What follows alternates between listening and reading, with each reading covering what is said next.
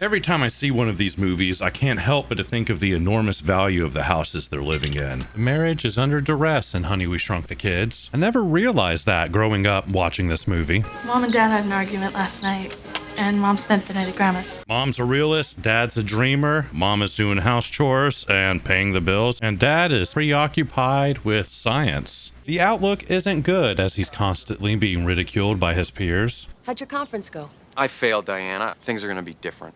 Different. She may give him the gladiator hug. Maybe the attic lab failures were adding up and there was financial pressure because she seems relieved when she comes home to let him know that she finally sold a house. Yeah, you know that big estate? The Borsteins bought it. I only had to show it to them 12 times. Don't worry, Rick. Failing science invention dad is an archetype that's in its rich golden era during the 90s. Not unlike Sunny D. Well, shoot, Ma, looks like I'm not going to college. Having support from your wife isn't totally out of the question. The dad from Gremlins pulled it off. Stu from Rugrats pulled it off. It grinds, it steams, it even adds the cream. Is that where the Keurig came from? Now that's what I'd call a good cup of joe. Just how many dads were there in the 90s that was making and reinventing kitchen appliances from A to Z? Doc Brown is somewhat of a father figure, so this counts. By the time we get to 1997, it seems the technology has been perfected as Robin Williams is eating better than I do for breakfast.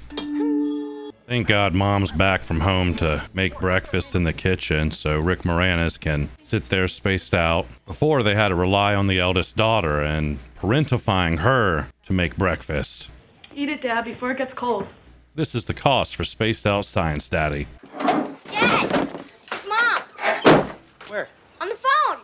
The remote control lawnmower always caught my attention. They should have made this into a product. Remote controls in general were certainly a hot item during this era, both in movies and at Radio Shack. Little Dexter's Laboratory gave us a modern-day Tom Sawyer, and that almost nips him in the bud during Shrink Time.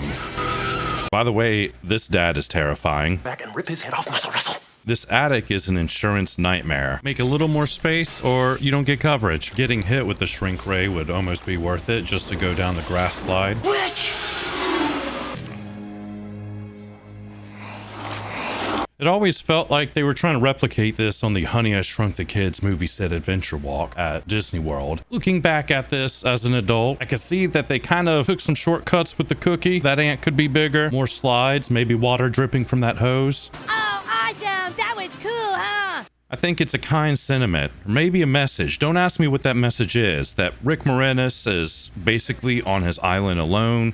His head is in the sand with his project, and he has to start looking for the kids as he comes across this horrifying event, shrunken children. The whole village really comes together during this tragedy/discovery. He's first joined by his wife, and then it evolves to his neighbors helping him. And then I guess after the movie, other people know about the shrink ray, and everyone gets behind Rick Moranis. Yay! Is that an abandoned house behind their house? I wonder what the value is for that. First, Rick shrunk his children. Then he shrunk his marriage problems. Until next time, TV watchers. Until next time. I could just see the note to the teacher.